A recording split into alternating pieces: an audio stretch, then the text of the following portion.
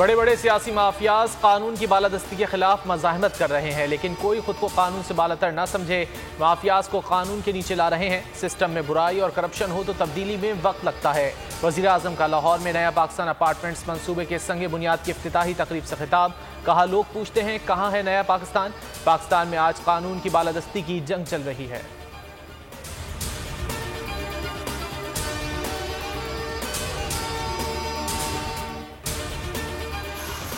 Sugar scandal की तहकीकात। अली तरीन FIA लाहौर में पेश। 4 अरब के मालियाती फ्रॉड से मुताल्लिक सवालात और पूछगछ। 1.5 घंटे बाद अली तरीन वापस चले गए। जहांगीर तरीन भी आज ही तलब। जहांगीर तरीन और खानदान के 36 अकाउंट्स मुंजमद। जहांगीर तरीन कल बैंकिंग कोर्ट में तलब।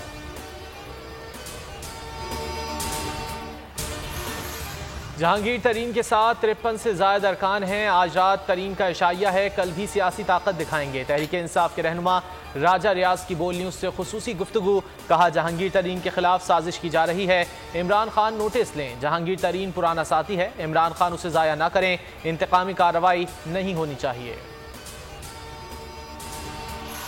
पीपल्स पार्टी पर PDM को तोड़ने के इल्जामात गलत हैं। 11 अप्रैल को CEC इजलास में बातें वाज़ेह हो जाएंगी। विफाक में जो बैठे हैं उनसे जल्दी जान छूटेगी।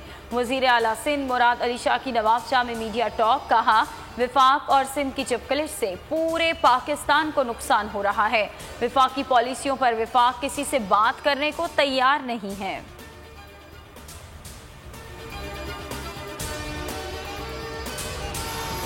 डस्का में किसका डंका बजेगा, फैसले की घड़ी करीब आ गई। NA 75 पर ज़िमनी इलेक्शन कल होगा। इलेक्शन मुहिम खत्म, तैयारियां मुकम्मल। हल्के के 360 पोलिंग स्टेशन में से 47 इंतहाई हसास करार। सुबह इलेक्शन कमिश्नर की मॉनिटरिंग टीमों से मुलाकात। टीमें तमाम अवामिल की निगरानी करेंगी। रिपोर्ट इलेक्शन कमीशन में जमा कराएंगे। बोल न्यूज़ कल करेगा। डस्का के ज़िमनी इलेक्शन पर खुसूसी नशियात, पल पल की कवरेज होगी।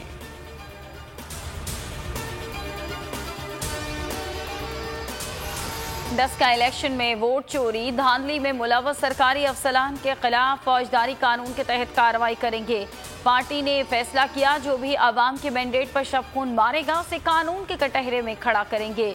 लीगी रहनुमा हमजा शहबाज का बयान। कहा, इलेक्शन कमीशन से दरख्वास्त है काउंटर फाइल्स की कड़ी निगरानी की जाए। वज़ीर आज़म ने रूसी वज़ीर ख़ारजा से तिजारत, तवानाई, सिक्योरिटी और दिफाई उमूर पर बात की। अफ़गानिस्तान से मुतालिक उमूर पर भी तबादला ख्याल किया गया। मकबूजा कश्मीर की सूरत हाल पर पाकिस्तानी नुक्ता नज़र से आगाह किया। तर्जुमान दफ्तर ख़ारजा जाहिद हफीज़ की मीडिया ब्रीफिंग।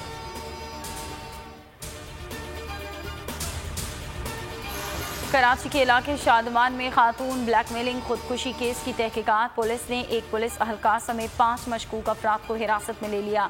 खातून ने खुदकुशी से कबल ऑडियो मैसेज में कहा था कि मोहल्ले के कई लड़के ब्लैकमेल कर रहे हैं, मेरा नंबर बांटा गया है, ये सब बर्दाश्त नहीं कर सकती। कोरोना की तीसरी लहर। रवां साल 24 घंटों में सबसे ज़्यादा 105 अमवात। मजीद 5312 लोग वायरस से मुतासर। एक्टिव केसेस 69,811 हो गए। कोरोना टेस्ट मुस्बत आने की शरह 9.6% रिकॉर्ड। मुल्क पे तमाम वैक्सीनेशन सेंटर आज बंद, इतवार को खुलेंगे। ईद के बाद वैक्सीनेशन के लिए तमाम पाकिस्तानियों की रजिस्ट्रेशन होगी।